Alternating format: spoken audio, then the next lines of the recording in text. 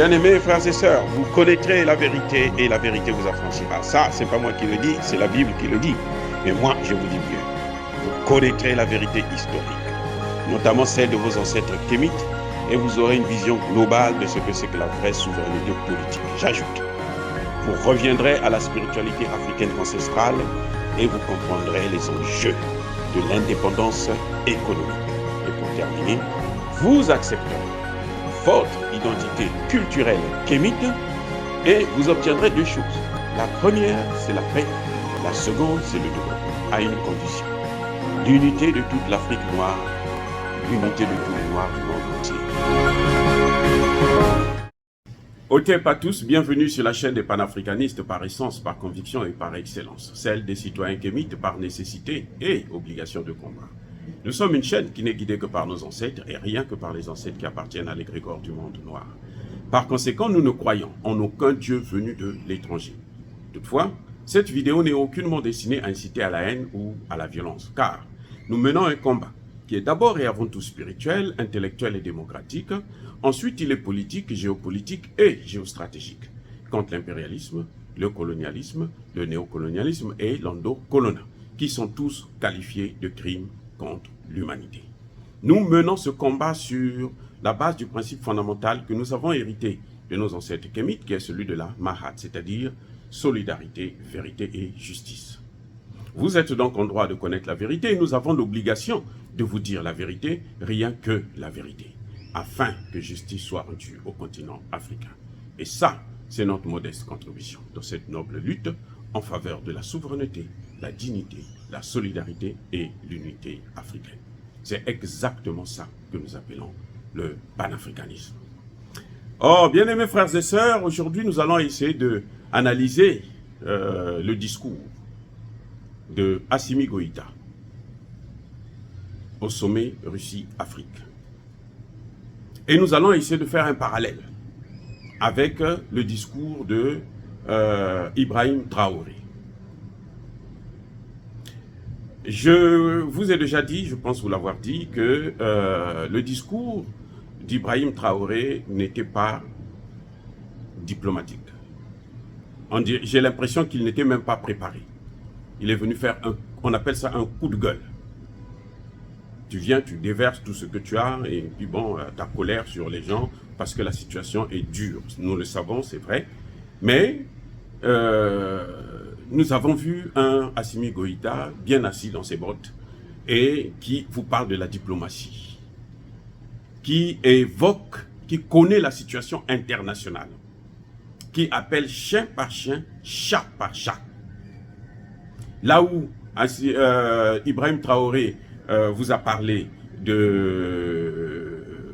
d'impérialistes, les impérialistes, moi je dis, ça ne veut absolument rien dire. Les peuples français là, les Français, les Américains, les Belges, tous les Européens là, pour eux, Poutine aussi est un impérialiste. Donc quand on parle, il faut bien préciser que nous parlons de X et de Y. Parce que ce discours, c'est un discours, il est sur le monde international.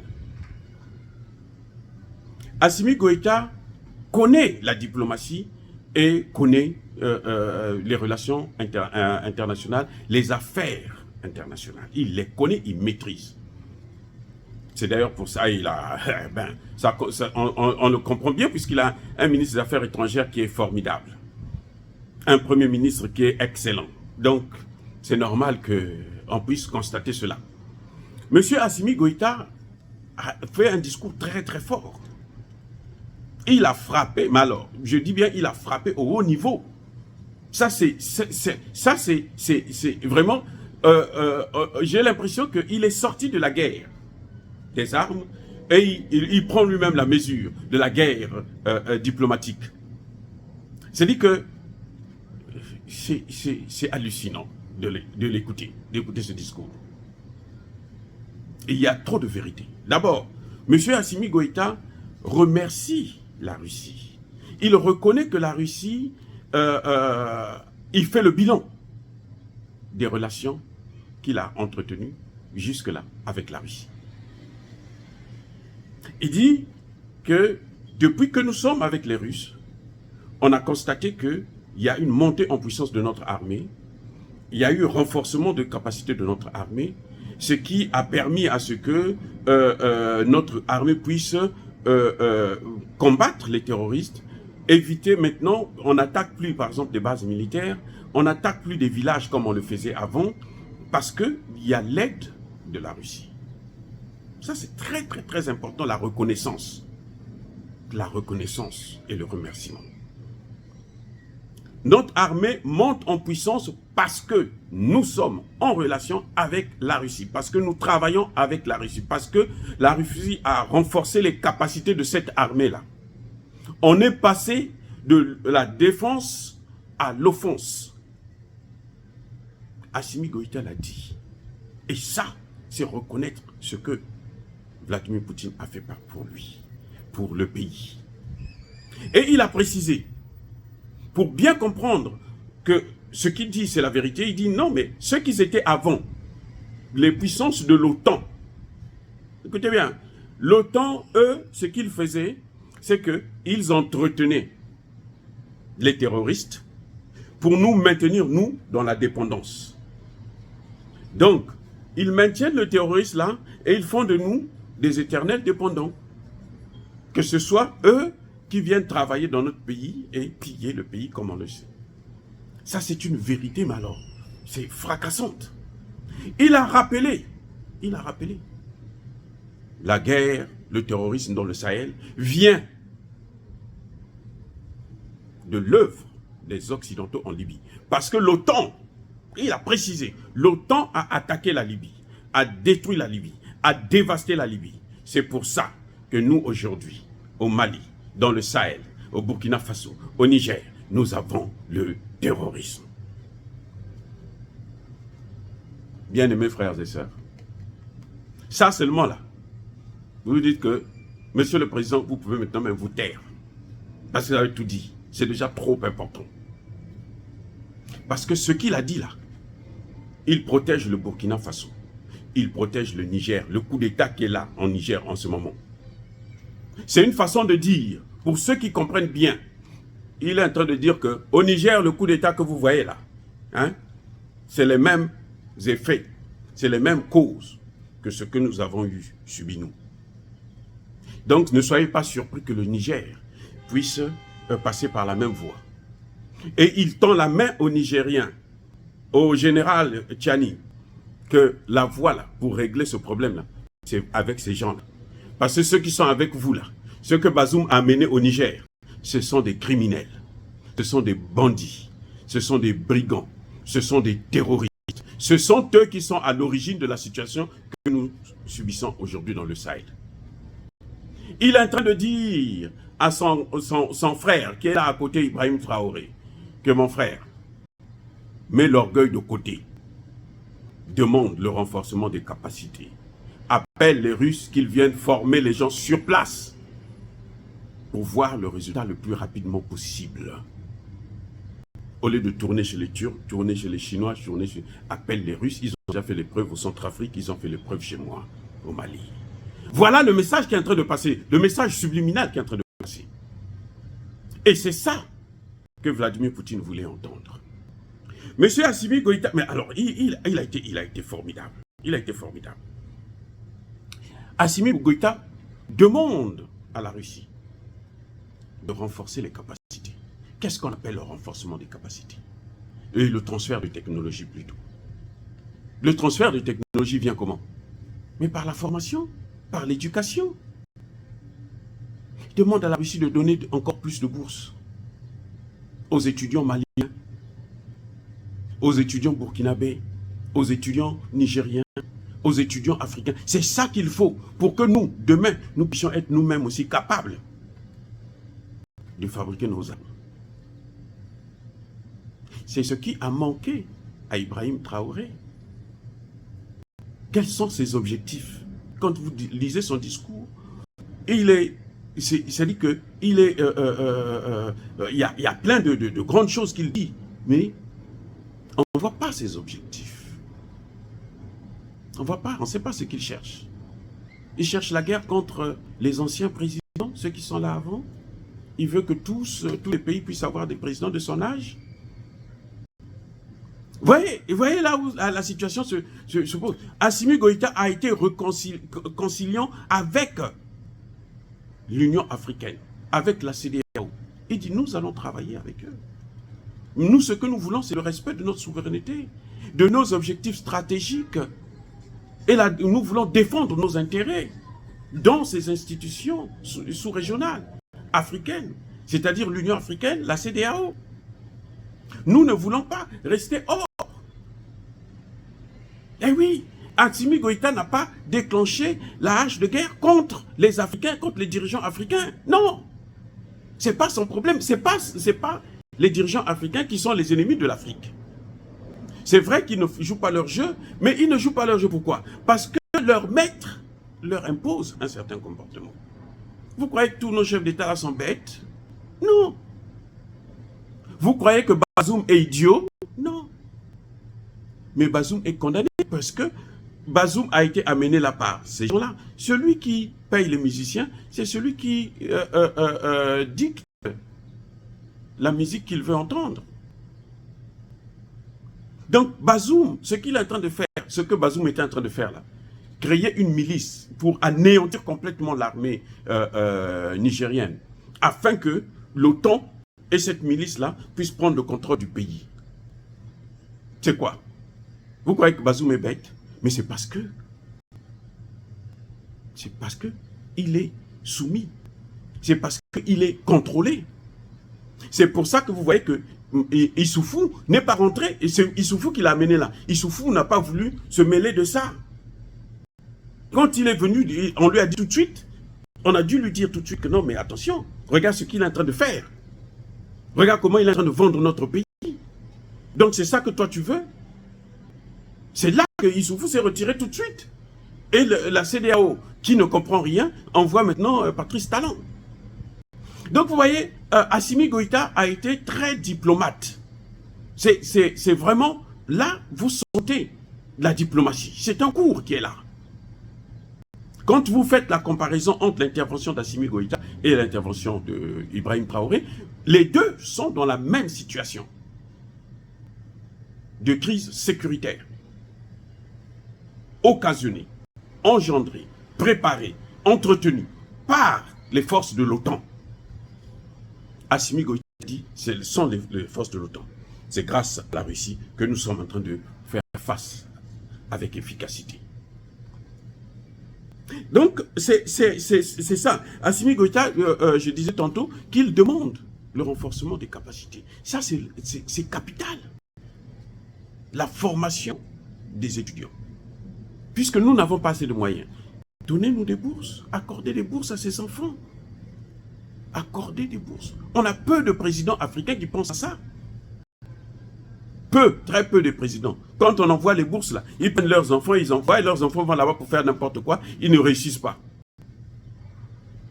Assimi Goïta dit, donnez les bourses. Et moi je veux bien les gérer, puisque je suis en train de bien gérer. Assimi Goïta soutient la Russie. C'est très important. Assimi Goïta, il dit ouvertement, je soutiens la Russie dans le respect de la charte de l'ONU. La charte de l'ONU dit quoi? Quel est le passage? Il n'a pas cité le passage, mais tout le monde sait. Parce que la Russie, quand elle dit que moi, j'ai intervenu dans le Donbass, en fonction de l'article 51 ou 55 de la charte de l'ONU, je sais de quoi il parle. Un peuple qui a besoin du secours, il faut le secourir. Là, il est en train de parler même de la sécurité de la Russie. Parce que la Russie intervient en Ukraine pour la sécurité. Quand il a parlé de l'Ukraine, il n'a pas dit arrêter la guerre. Hein. Assimi Goïta n'a pas dit arrêtez, M. Poutine, arrêtez cette guerre. Assimi Goïta a dit non, faciliter les engrais, les céréales. Et ouvrez, signez les accords pour que les céréales partent. Mais ça, c'est un problème que Poutine a déjà résolu, puisque Poutine a dit, les engrais que vous prenez à l'Ukraine, moi, je vais vous les donner, puisque même si je signe encore les accords, ben, les Européens vont tout prendre. Donc, c'est même pas la peine. Assimi Goïta a été clair. Je soutiens la Russie. Il dit, il n'y a pas de 2 poids, 2 mesures. C'est pas normal. Assimi Goïta a condamné la désinformation. Parce que sur les chaînes occidentales, on sait ce qu'on dit de la Russie. C'est faux. Assimi Goïta a condamné ça. Assimi Goïta, c'est-à-dire que ce monsieur, il a soutenu les BRICS. Oh, comment dire. C'est-à-dire que, mais c'est-à-dire qu'il est à jour sur l'actualité internationale. Il est à jour sur l'actualité internationale. Il sait. Je pense qu'il a de très bons conseillers. Il a de très bons conseillers. C'est ça, justement. Quand vous me critiquez parce que j'ai dit ceci, c'est pas bien et tout, voilà un exemple.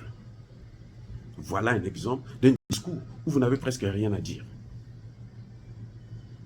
Il soutient les BRICS. Donc ne soyez pas surpris qu'il demande l'adhésion aux BRICS. Puisqu'il soutient les BRICS.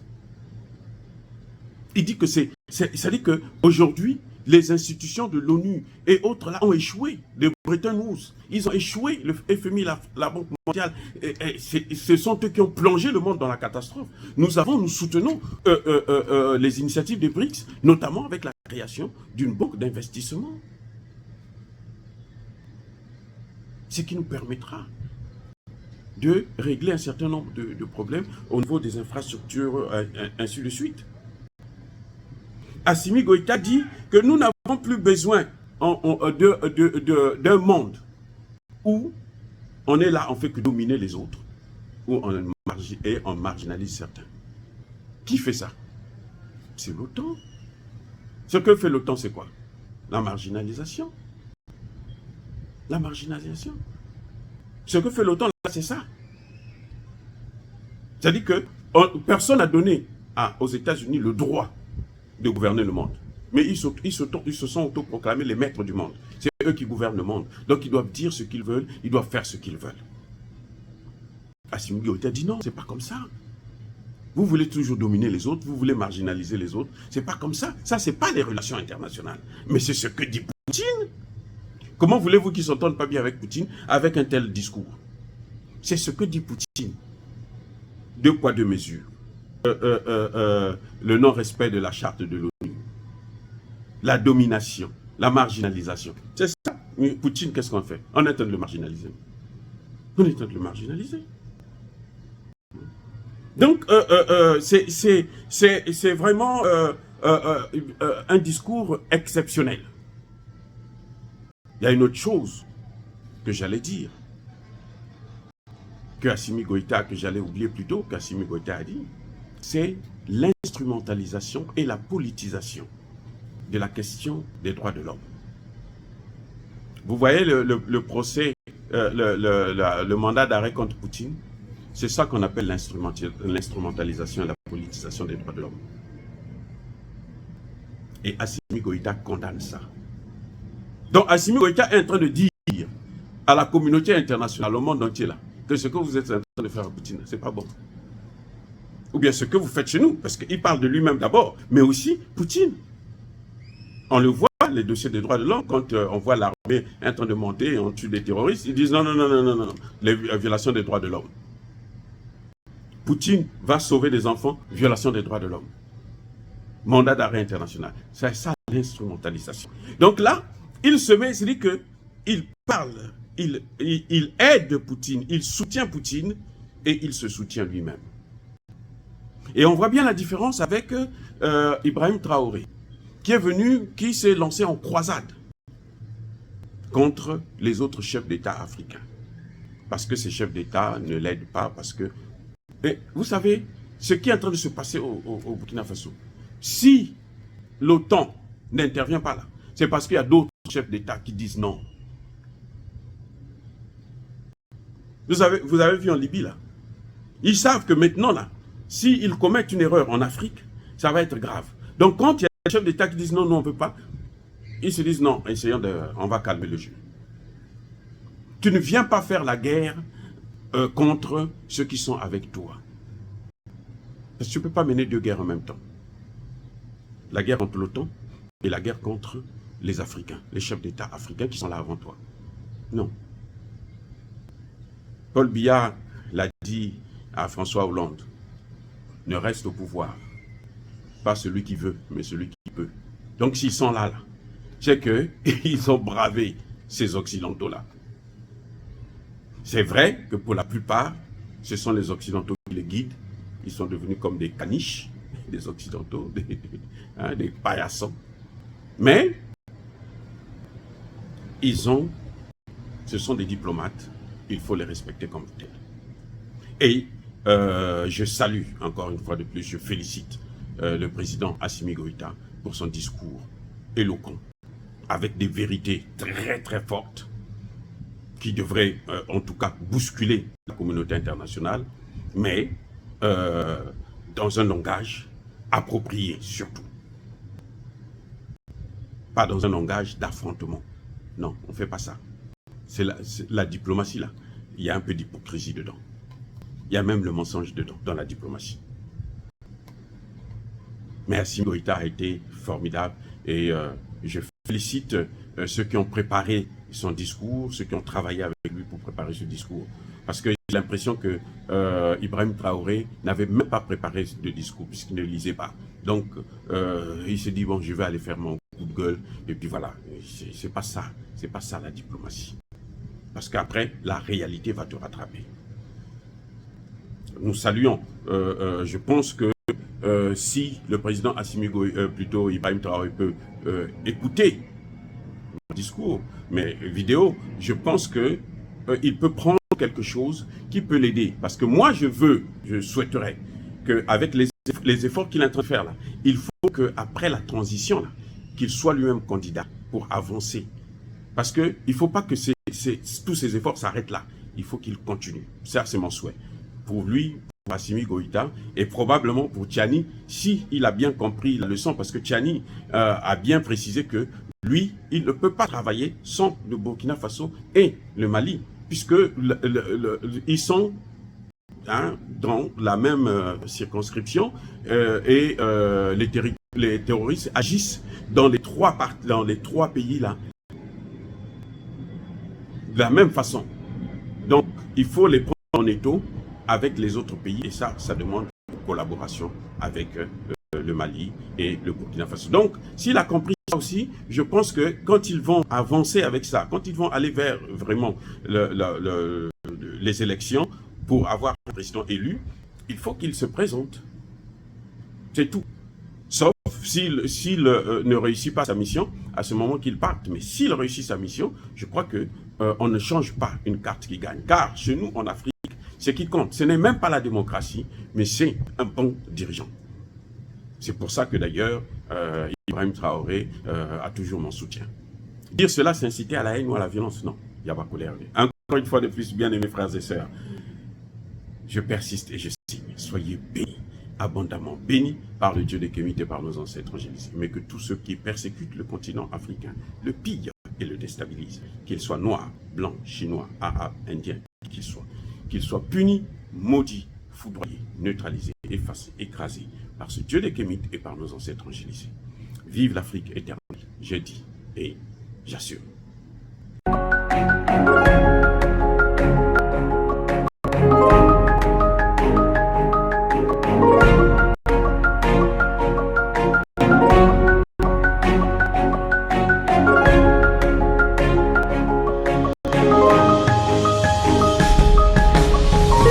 Eux, ils marchent par la foi et non par la vue. Mais moi, je vous conseille vivement de marcher par la connaissance scientifique et historique, notamment celle de nos ancêtres kémites, par les 5 sens et par l'intelligence. À vous.